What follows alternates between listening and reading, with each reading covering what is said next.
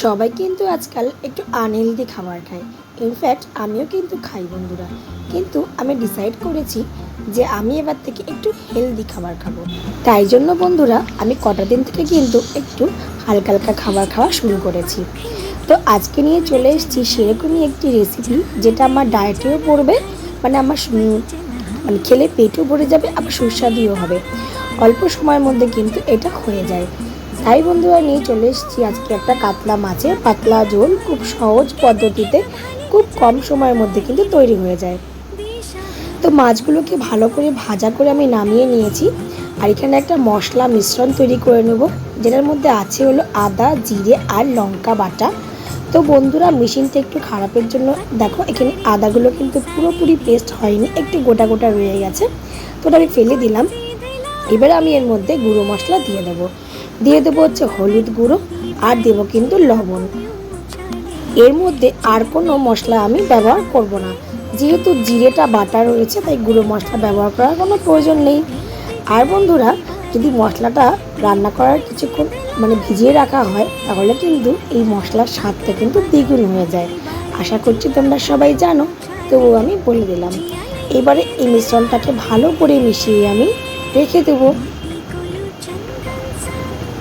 তো বন্ধুরা, এই যে আদা জিরে যদি শিলে বেটে রান্না করা হয়, তাহলে কিন্তু স্বাদটা আরও ভালো লাগে, তোমরা সবাই জানো। ওই জন্য না, আমি যখনই জ্যান্ত মাছ রান্না করি, তখনই আমি জিরেটা গুঁড়ো না দিয়ে বাটা করে দিই, মিক্সারে দিয়ে বেটে নিই, কিছুক্ষণ ভিজিয়ে রাখি জলে, তারপর বেটে নিই, তারপরে আমি রান্নাটা করি। তাহলে না স্বাদটা খুব ভালো লাগে খেতে। তো মাছগুলোকে ভালো করে ভাজা করে নিয়েছি একটা আলু নিয়েছি, যেহেতু আলু একটু আমরা কমই খাচ্ছি এখন। আর নিয়েছি 3টে পটল, আর নিয়েছি 2টো ছোট টমেটো, বড় হলে তোমরা একটা নিতে পারো।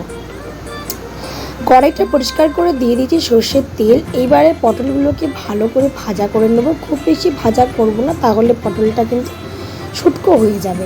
একটু হালকা করে ভাজা করে কিন্তু আমি এটাকে নামিয়ে নেব। আর লবণ দেবো না, লবণ দিলে কিন্তু পটলটা একদম চুপসে যাবে। তো পটলটাকে নামিয়ে নিয়ে ওই অল্প একটু তেলের মধ্যেই আমি একটা আলু যে কেটে রেখেছিলাম সেটাকে দিয়ে দিলাম। ওটা ভালো করে ভাজা করে নেবো এবারে।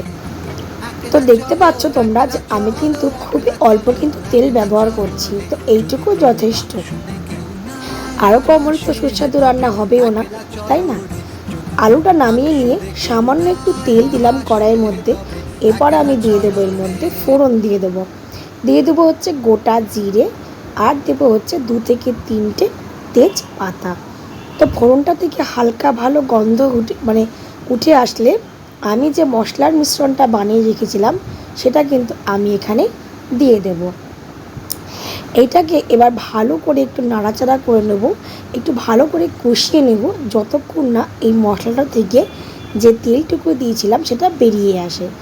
মশলাটা ভালো করে কষিয়ে নেওয়ার পরে আমি দিয়ে দেব কুচানো টমেটোটা এই পর্যায়ে দিলাম এই জন্যই, টমেটোটা আগে দিলে কিন্তু পুরোপুরি পেস্ট হয়ে যেত। টমেটো একটু গোটা গোটা থাকলে কিন্তু দেখতেও সুন্দর লাগে, আর তরকারি কিন্তু খেতেও ভালো লাগে। এইবারে ভালো করে নাড়াচাড়া করে একটু মশলাটাকে আর একটু কষিয়ে নেব, যাতে টমেটোটা নরম হয়ে যায়। তারপরে আমি এর মধ্যে দিয়ে দেব ভেজে রাখা আলুগুলো। পটলটা আমি এখন দেব না, পটলটা আমি পরে দেব। আলুটা দিলাম এই জন্যে, আলুটা যেহেতু শক্ত আছে, সেটা একটু মশলাটার মধ্যে দিয়ে দিলে মশলাটা আলুর মধ্যে ঢুকবে ভালো, যেহেতু মশলার মধ্যে লবণ দেওয়া আছে। তো রঙটা কিন্তু বন্ধুরা খুব ভালোই এসেছে। আমি কিন্তু এখানে কোনো লঙ্কার গুঁড়ো বা কাশ্মীর লঙ্কার গুঁড়ো কিন্তু ইউজ করব না। তো ভালো করে মশলাটা কিন্তু কষিয়ে নেওয়া হয়ে গেছে। এরপরে আমি বেশি পরিমাণে একটু জল দিয়ে দিলাম, যেহেতু এটা কিন্তু পাতলা ঝোল হবে, তাই জন্য। তো জলটা দিয়ে দেওয়ার পর ঝোলটা যতক্ষণ না ফুটে উঠবে ততক্ষণ একটু ওয়েট করতে হবে, কারণ ঝোলটা ফুটে ওঠার পরেই কিন্তু আমি পটল ভাজা আর ভেজে রাখা মাছগুলো কিন্তু আমি এখানে দিয়ে দেবো। কাঁচা জলের মধ্যে দিলে কিন্তু খেতে ভালো লাগবে না। তো দেখো ঝোলটা এখানে ফুটে গেছে, আমি ভেজে রাখা পটল আর মাছগুলোকে দিয়ে দেবো। তো আগের দিনকে তোমরা ভিডিওতে দেখেছো বন্ধুরা যে আমি রান্না করেছিলাম কাতলা মাছ, কিছু অতিথি এসেছিলো তার জন্য, তো সেখানেই আমি বড় বড় পিসগুলো রান্না করে ফেলেছিলাম। আর এখানে এই মাছগুলো ছিল বলে তো আজকে তো খেতেই হবে, তাই মনে করলাম তোমাদের সঙ্গে রেসিপিটাও শেয়ার করে দিই আর আমাদের খাওয়া হয়ে যাবে। তো ঝোলের মধ্যে ভালো করে মাছগুলোকে আর পটলগুলোকে দিয়ে আমি চেপে চেপে বসিয়ে দিলাম। এবার একটা ঢাকা চাপা দিয়ে দেবো। 10 থেকে 15 মিনিট পর আবার ফিরে এসেছি। ঢাকাটা খুলে আমি দেখে নেব যে কতক্ষণ হলো আর ঝোলটা আমার মানে কতটুকু প্রয়োজন আমি ততটুকুই রাখবো, সেটা আমি দেখতে আবার চলে এসেছি। তো বিশ্বাস করো বন্ধুরা, আদা জিরে বাটার যে একটা গন্ধ এত সুন্দর বেরোচ্ছে না, তোমাদের কি বলবো। তো চলো দেখে নিই এবার আলুটা কেমন সিদ্ধ হয়েছে। তো হ্যাঁ বন্ধুরা, আলুটা প্রায় কিন্তু আমার সিদ্ধ হয়ে গেছে। তো চলো এবার নামিয়ে নেওয়া যাক। তো আমি কিন্তু একটা থালার মধ্যে করেই মাছটা নামিয়ে নিলাম। দিয়ে দেবো এবার একটা সিক্রেট মশলা।